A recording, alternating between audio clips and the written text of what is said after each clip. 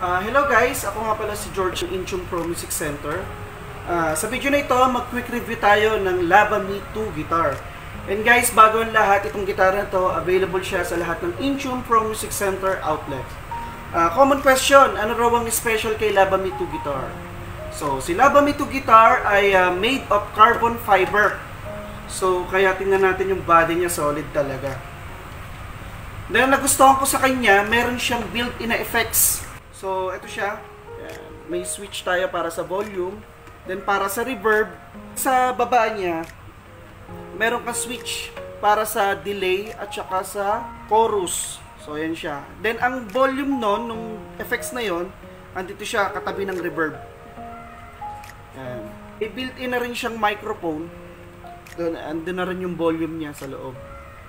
Then, sa pag-charge naman itong preamp natin, andito siya, Type-C USB.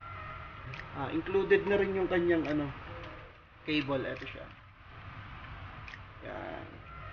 Then, ano pa raw ang kasama niya? Meron siyang pick, 3 pick kasama.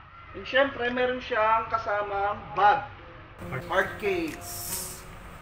Gustuhan ko kay Lava Me guitar para sa akin. Ito napansin ko sa kanya, ang baba na ng action niya.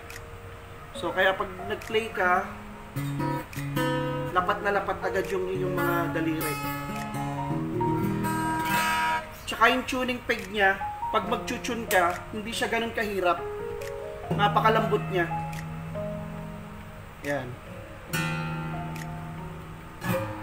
So, yun guys, ito si Lava Me 2 guitar, ulitin ko, available siya sa lahat ng Intune Pro Music Center. So, yun.